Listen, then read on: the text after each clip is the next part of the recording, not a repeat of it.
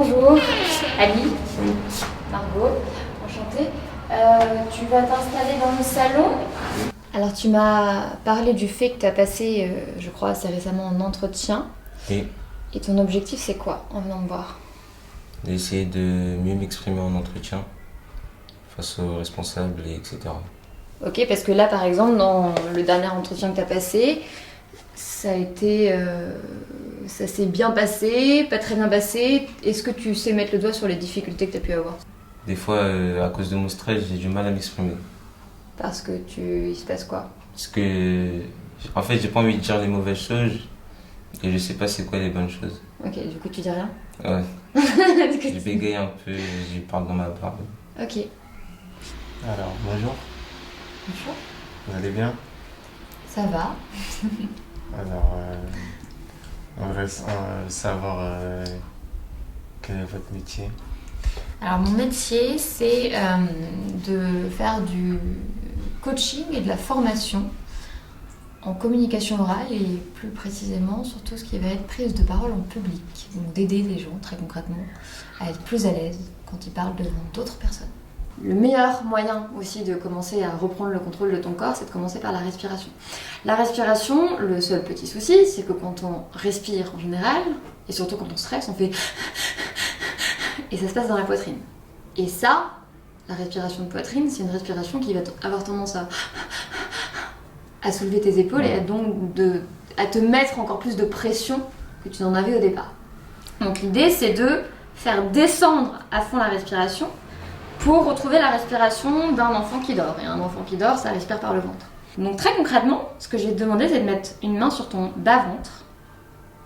Et à chaque fois que tu vas inspirer, ça peut paraître hyper contre-intuitif, mais à chaque fois que tu inspires, ton ventre il gonfle. Et en fait, là, tu dois ressembler à une femme enceinte.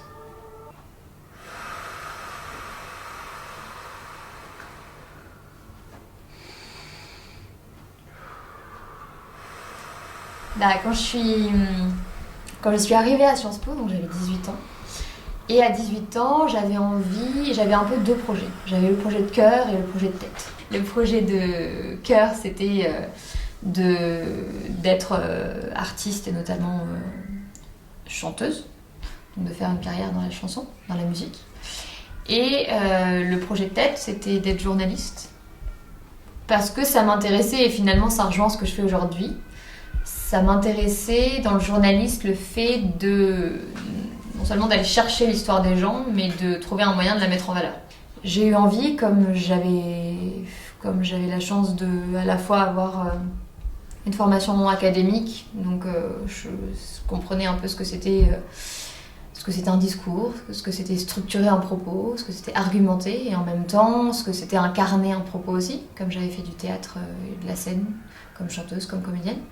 Et j'avais un peu envie de transmettre ça. Donc j'avais envie d'avoir un métier qui pourrait me permettre de transmettre ce que moi j'avais eu la chance d'apprendre à la fois sur les bancs de l'université et sur scène. Quand on prend la parole, c'est forcément déstabilisant d'avoir des gens qui nous regardent, d'avoir des gens qui potentiellement nous jugent, ce qui est un peu le cas dans un entretien d'embauche quand même. Donc, il y a une chose qui est très importante, c'est ce qu'on appelle l'ancrage. L'ancrage, ça veut dire quoi? Ça veut dire que très concrètement, il faut éviter tous ces trucs-là, les comme ça, je sais pas sur quel pied je suis, hop hop hop, un coup je suis sur l'un, un coup je suis sur l'autre. Ça, on évite. Ça veut dire que, en fait, il faut que tu imagines que tu es un arbre. Quand tu prends la parole devant des gens, tu n'es pas seulement en train de dire quelque chose de plus ou moins intelligent, ton corps aussi est en train de dire quelque chose. Et avant même que tu aies ouvert la bouche, quand tu as ouvert la porte, que la personne t'a salué, que tu es rentré, que tu t'es assis, bah, il s'est déjà passé plein de choses dans ton corps et ça a donné plein d'éléments d'analyse à la personne qui est en train d'essayer de se demander est-ce que j'embauche cette personne ou pas. Donc ton corps va dire plein de choses de toi. J'ai eu la chance d'aller dans une école, dans une université, où l'oral était vraiment au cœur des enseignements, où on en faisait beaucoup. Alors au début, j'avais le cœur qui battait la chamade, j'avais tendance à avoir les mains moites, à avoir peur, etc. Et Je pense qu'il y a aussi un effet dédramatisant au fur et à mesure. C'est-à-dire que plus tu le fais, plus tu te rends compte qu'en fait, tu joues pas ta vie là-dessus. Et je me souviens très précisément du premier concert que j'ai donné, j'avais 20 ans. C'était une situation de prise de parole d'une certaine manière. Bon, prise, en l'occurrence, je chantais, je parlais pas, mais ça revient au même. J'aimais un son devant des gens qui me regardent. Et là, j'avais vachement de mal à gérer mon stress. Si aujourd'hui on me demande est-ce que tu peux me parler de toi, et si moi je suis la personne qui recrute chez Onella, qu'est-ce que tu me dirais? Bonjour, je m'appelle Alice Nera, j'ai 17 ans, je suis au lycée Simone Veil à Pantin. Ok. En fait, ça veut dire quoi réussir? C'est-à-dire que oui, parmi les gens qui viennent me voir, par exemple, très concrètement, quelqu'un qui vient me voir parce que il ou elle sait que voilà, il ou elle a un entretien d'embauche très bientôt. Bah peut-être qu'on va bosser l'entretien d'embauche et qu'il va pas l'avoir, le poste. Après, pour moi, ça veut pas dire qu'ils ont raté, dans le sens où en fait ils ont quand même appris des choses et que ils ont acquis des techniques et une méthode qui leur permettra qui leur donnera plus de chances pour réussir à l'avenir en fait. Pourquoi tu veux travailler spécifiquement avec des personnes âgées? Il y a aussi des personnes handicapées aussi, pas que les D'accord. personnes âgées.